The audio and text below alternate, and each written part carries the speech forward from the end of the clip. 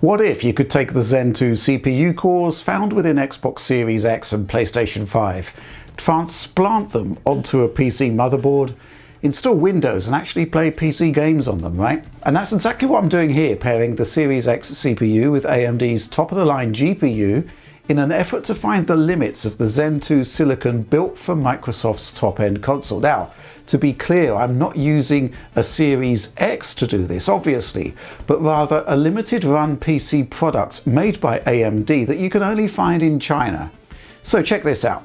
Here's the Xbox Series X mainboard, its APU in the center there, surrounded by GDDR6 memory modules. And here's the AMD 4800S desktop kit, a micro ATX sized board that seems to have the exact same processor, surrounded once again by G6 memory. I've actually got a Series X SoC that was never mounted onto a mainboard at all, so let's put it side by side with the chip on the 4800S board, and well, apart from the lettering embossed on it, it's a complete match. So what's the deal? Well, not every chip that makes it off the production line actually works. What AMD is doing here is essentially to salvage Series X chips with defective GPUs. The firm disables that GPU, then reuses the chips for low-end PCs aimed at Chinese OEMs. We've seen this before, of course. Here's the AMD 4700S desktop kit. This one's a mini ITX board based around salvaged PS5 APUs. Same deal, no working integrated graphics, but good to go for basic PC tasks. So back in the day, a lot of outlets covered the 4700S when it first appeared, but to be honest, it's a bit of a turkey. There's no real PCI Express bandwidth available to hook up a decent GPU, making it a bit of a dead weight and no good for anything other than very light gaming. I was so underwhelmed with it that despite buying one, I didn't even bother to make a video about it. But the 4800S, based on the Series X APU, well, that turns out to be something rather more interesting. We've got a 4X PCIe Gen 4 slot here for the GPU, opening the door to some fascinating game testing. In fact, it looks like AMD learned some lessons here after the dire 4700S experience. Yes, there's a decent amount of PCIe bandwidth on the main slot, but we also get a PCIe NVMe slot for storage, and it's not stealing bandwidth from the GPU slot if you use it. Meanwhile, there's 4 SATA ports versus 2 on the 4700S. And can I get a hushed or please? There's also an M2 socket for a Wi-Fi card. Again, not present on the 4700S. The cooler is also significantly larger and more robust than the 4700S. Still a bit loud, mind you, but I was never thermally throttled to the best of my knowledge. So there's basically an infinite amount of potential tests we could do with this, and yeah, I am thinking about producing a follow-up video. But here's what we're going to be doing in this one. Firstly, what if we put the 4800S through our standard PC CPU benchmarking suite to see exactly what it's capable of, alongside a couple of credible contenders from the Zen 2 generation, along with a mainstream chip from the latest Zen 4 lineup. And then, what if we sat down with our 4800S and paired it with a Radeon RX 7900 XTX to remove the GPU limit and to see exactly what the CPU cluster could achieve running Windows games? And yeah, some of the results really surprised me, I've got to admit. But we're going to start off with some benchmarks, kicking off with synthetics against the Ryzen 5 3600, our go-to comparison chip for our mainstream PC build. Cinebench gives us an 1184 point single thread score on the 3600 and an 1148 score on the 4800S. So the 4800S is barely outside margin of error there in terms of the differential, which is not surprising as both are Zen 2 processors with similar single core turbo. On multi-core scores, the 4800S has more cores, therefore more score. 10,539 versus 8,113 on the 3600. Interesting, but totally synthetic when we start to dig deeper. The 4800S has a significantly cut back cache hierarchy compared to the 3600, while the use of GDDR6 memory may offer up huge bandwidth advantages against DDR4, but will come with a big latency hit. I'm using the Clam Chowder Microbench GUI tool to offer up some more numbers here, but let's start with bandwidth. Across the whole benchmark, the 3600's much larger cache offers far higher levels of bandwidth in terms of memory access, and as the size of the transfers increases, the 4800S can't keep pace. However, something interesting happens when the transfers break through the cache limit of the 3600.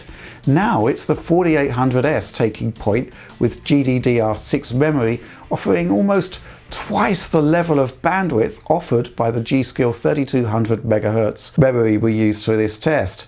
So why don't PC motherboards use G6 memory then? Well, this graph shows us the problem.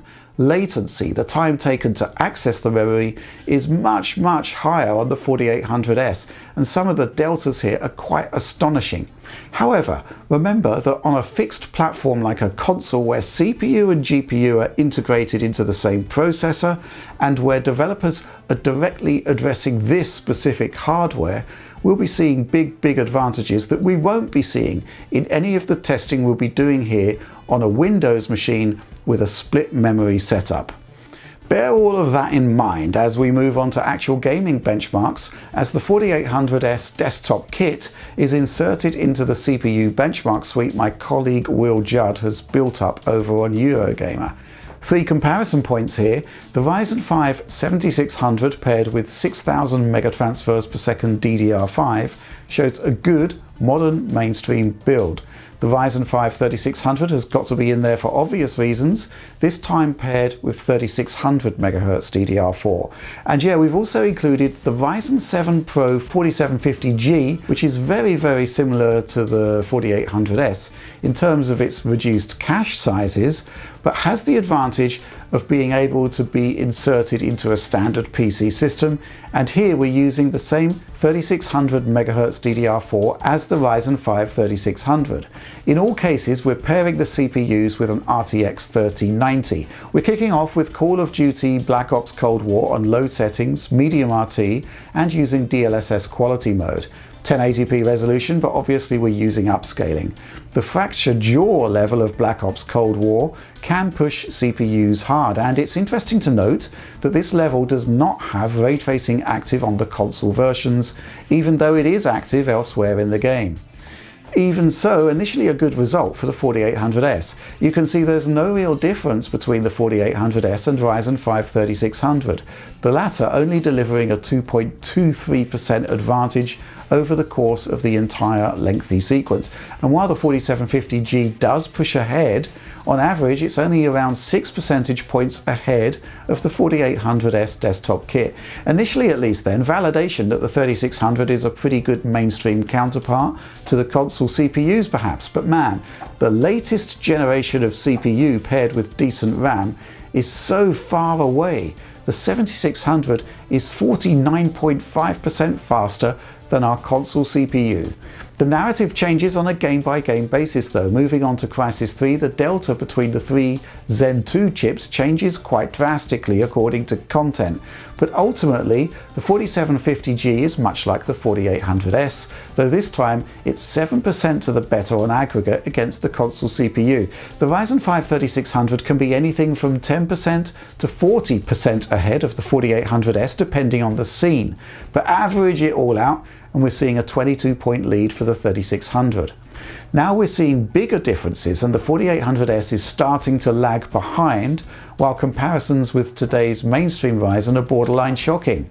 The 7600 has a 2.44 times performance multiplier, and it's over twice as fast as the 3600 if you're pondering an upgrade. The classic ashes of the Singularity CPU test next, which concentrates on soaking multi-core setups, and it's here where our 3 Ryzen chips group up once again. The Ryzen 5 3600 only musters a 1.9% lead over the console-based 4800S, while the 4750G pushes ahead of both. It's just over 6% ahead of our Series X based chip. Once again though, today's mainstream CPU beats the 4800S by almost 48%. Here in Cyberpunk 2077, with custom settings designed to test CPU performance specifically, once again the gap opens up, a 14.5 percentage point lead for the 4750G on this one, rising to a worrying 37-point lead on the Ryzen 5 3600, rising again to a 2.5 times performance boost on the more modern 7600. Yeah, This one still doesn't tap into all of the cores and threads of 8-core Ryzens, but even so, the 4800S is starting to struggle, and we'll see even more results that hardly flatter the console CPU as we move on.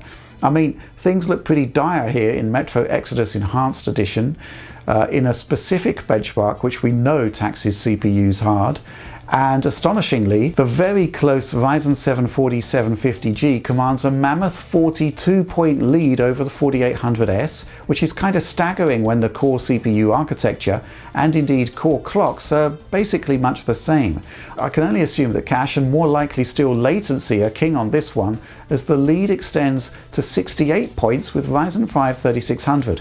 By extension, this means that today's modern mainstream Ryzen 5 7600 blitzes the console CPU with a 2.76 times performance increase. It's pretty astonishing stuff, and one might think that maybe there's an error here perhaps, but the overall trend of the 4750G sitting at a kind of midway point between 4800S and 3600 persists across most of the benchmarks that we're going to be seeing here. And there's more trouble for the 4800S here in Microsoft Flight Simulator, where once again Will Judd's benchmark runs see the Ryzen 7 Pro 4750G sandwiched between 4800S and 3600, but the performance differentials are again rather wide.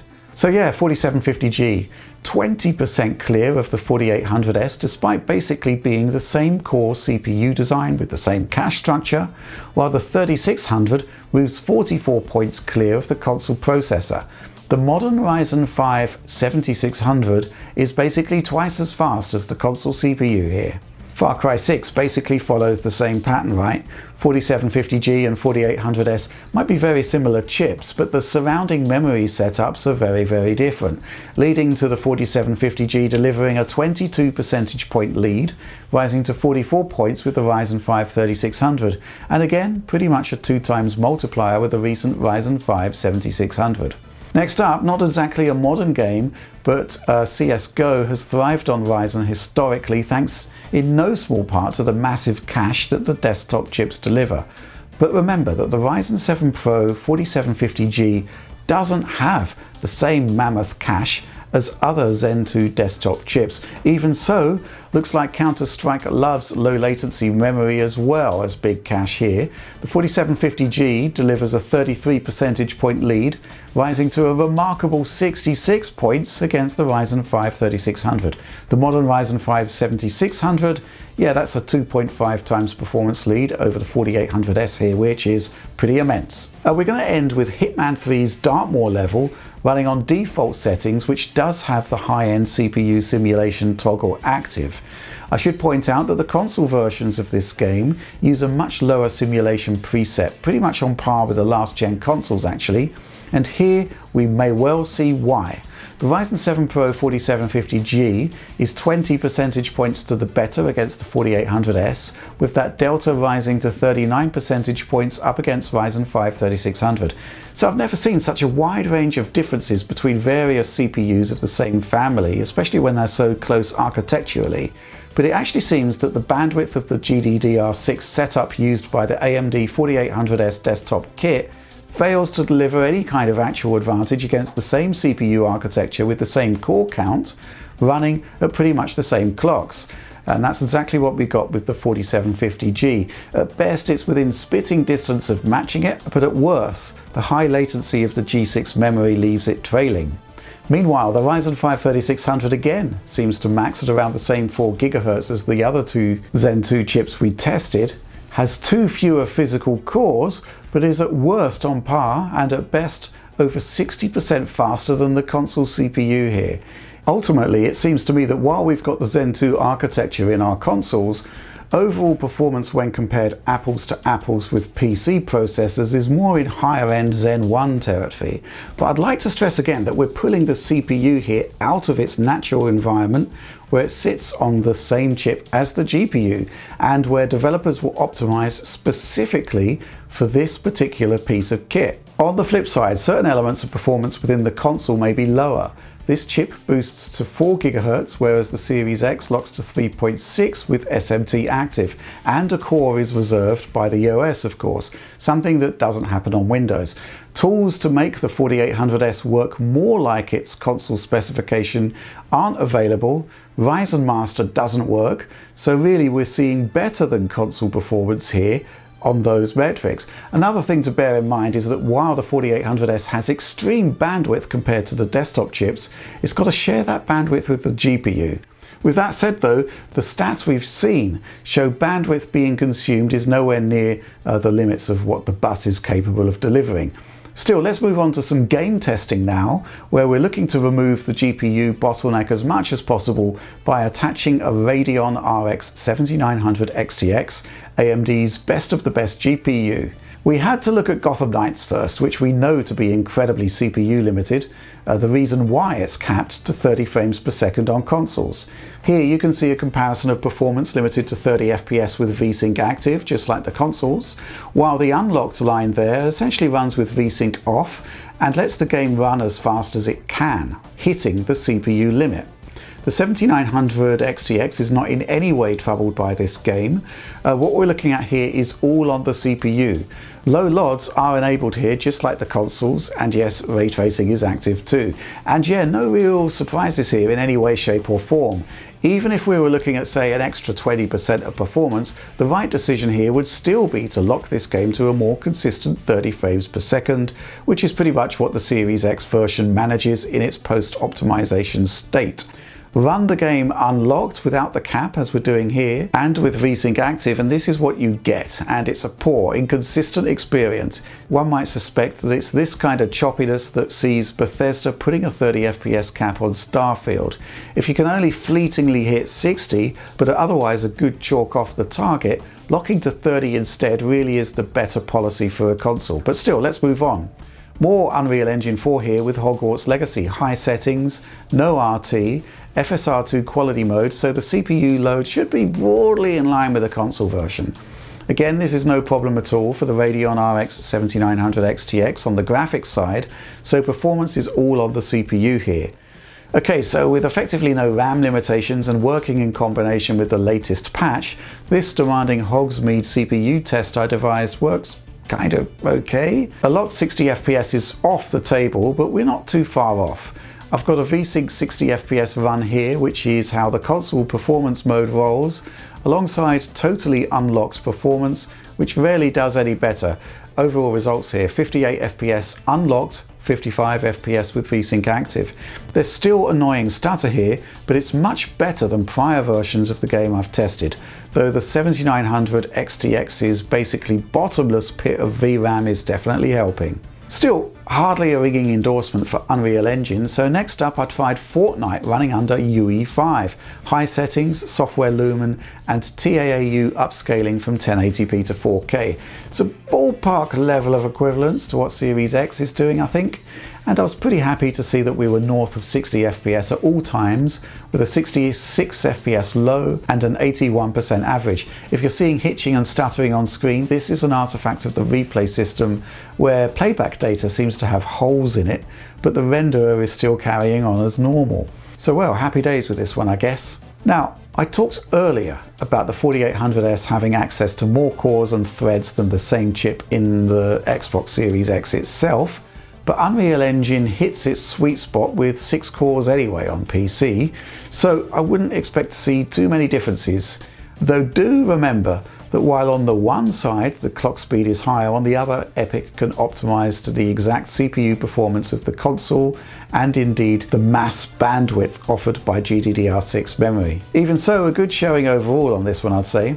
So further on in this gameplay testing, there's going to be a bunch of non-shocking results where our console PC is going to produce very console-like results. But I wanted to share some interesting experiences playing A Plague Tale Requiem on the 4800S paired with the RX 7900 XTX. The game is configured here to console specifications, so essentially the medium quality preset with ultra textures and custom tweaks to draw distance. Kicking off here with a look at the market scene, which Alex identified way back in the day as having issues with the Ryzen 5 3600 after its first patch. Well, here on the 4800S, we're always above 60 frames per second on the latest optimized version of the game, bar the odd stutter. And this is pretty impressive, bearing in mind that I've been using this area recently as a homemade benchmark for CPU and memory bandwidth performance. But it's all about the rats, right? Remember, we're still on the console quality mode settings here as we allow the deluge of rats to kick in. And we actually see some pretty respectable performance here from the 4800S desktop kit. There's a bit of stutter as the rats shatter the wall and attempt to encircle Amicia.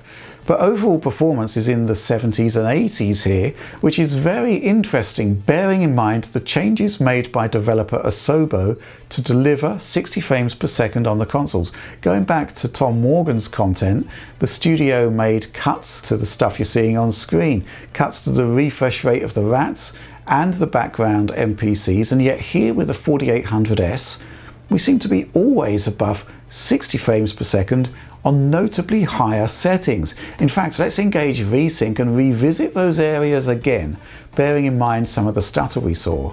By basically capping to 60 frames per second with VSync, we're sort of lowering the overall burden on the CPU, and the stuttering issues are relegated merely to blips caused by checkpoint saving, and it seems to me that the game plays out smoothly with very few issues at all. So if the CPU power is always there, possibly, why did Asobo make refresh rate and content cuts on consoles to hit 60 frames per second? Well, remember that with our PC setup here, we have an 11.1% frequency advantage, access to another CPU core, and perhaps most impactful of all in this scenario, perhaps we have no bandwidth contention between CPU and GPU.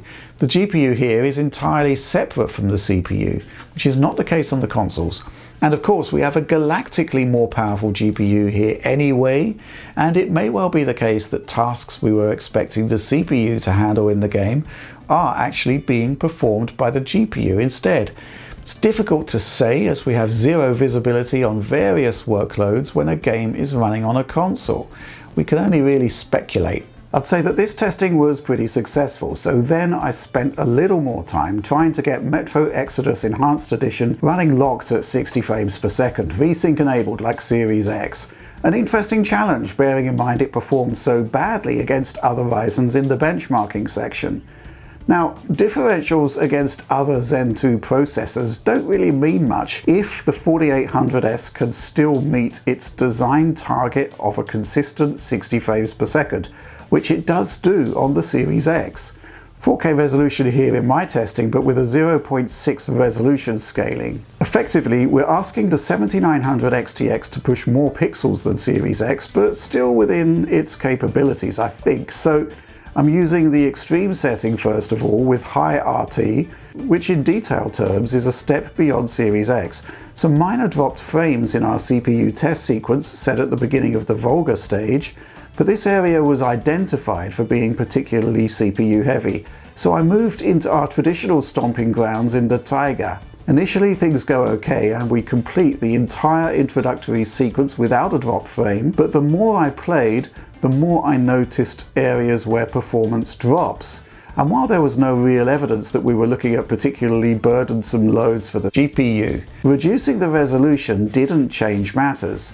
I also reduced the overall quality level from extreme down to ultra, and that didn't seem to make any kind of change either. And in this scenario, we're bringing object draw levels down to closer equivalence with Series X, and yet the presumed reduction in draw calls didn't seem to make any difference. So the console version may be more highly tuned. It certainly has custom settings that can't be matched on PC, or it may be the case that the PC build relies more heavily on a lower latency memory setup for optimal performance, something that the 4800S can't deliver.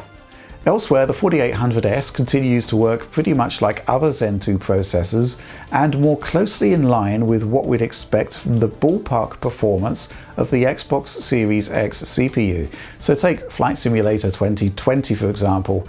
I'm running that here on Series X equivalent settings, or rather the closest I can get, bearing in mind that Asobo Studio has actually added new graphics presets since the last time I looked at the game.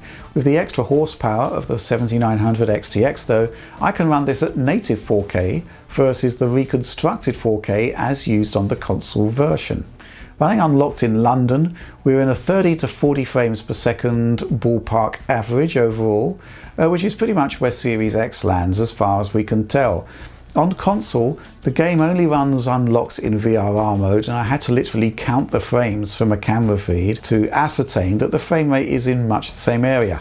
Moving closer to ground level though, the detail streaming is more onerous on the CPU, and the already poor frame times get pretty bad and result in some ugly stutter. It's worth bearing in mind at this point that the console versions actually have a dynamic loading system which isn't available on the PC game here. With that said though, using the game's inbuilt 30 FPS cap cleans up most of the problems, and you get a smoother, more consistent ride overall.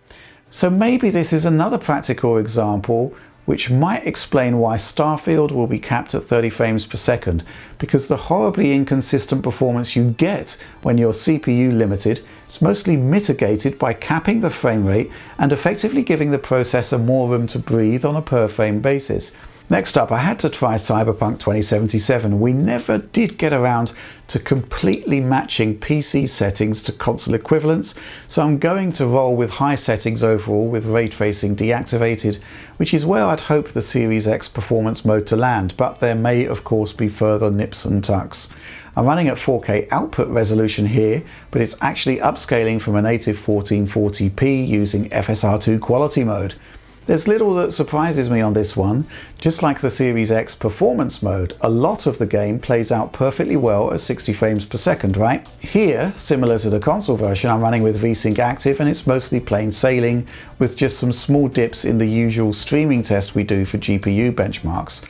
I thought I'd play with the streaming settings a bit with VSync off, and you can see that to nobody's surprise, CPU performance scales in accordance with city density, and sometimes we can dip beneath 60 FPS. However, for the most part we're well north of that, even as we careen through the Kabuki area at speed. There were also some similarly decent results in another internal CDPR streaming test based on one of the game's races, as you can see here. Of course, once we roll back to our old reliable stress tests like dense city traversal near V's apartment and up to Tom's diner, we're dropping well beneath 60 frames per second with some pretty spiky frame times there. And of course, performance also dips into the 50s in the Cherry Blossom Marketplace, with still further load on the CPU as we kick off a frenzied gunfight in tribute to Digital Foundry's Tom Morgan, who initially came up with this test. So yeah, ultimately, we end with one or two surprises in our gaming tests, but really, looks to me like an Xbox Series X CPU in PC form tends to deliver similar performance to the same games running on the Xbox Series X, running on its own streamlined version of Windows. Just remember, we do have the advantage of no memory contention with the GPU here. We've got an extra core to play with, plus an extra 11% of core clock. It may be time to look into delivering absolute console parity in terms of settings with a few more PC games, as this could be interesting for further testing, not just with this board, but in our GPU reviews too. So do let me know if you have any further ideas for testing. But that's where I'm going to be leaving this one for now. So yeah, before I go, a word of thanks to my colleague Will Judd and his wife Stella, who moved heaven and earth to acquire the 4800S on their recent vacation to China. And a shout out to supporter Fiddler_2K, who's been tracking the 4800S for us since it was first announced, right up to its somewhat stealthy launch in China. And with that, it's time to sign off, so please do like, subscribe, share if this content was of interest to you. And yeah, please do consider ringing the bell for those ever-notional notifications that, in theory at least, let you know as soon as new Digital Foundry quote-unquote drops on the channel. DF Supporter Program, get this and every other video as a high-quality download, enjoy early access, bonus materials, and join our amazing community, which actually helped to make this video possible. But that's all from me for now. Thanks for watching and supporting Digital Foundry.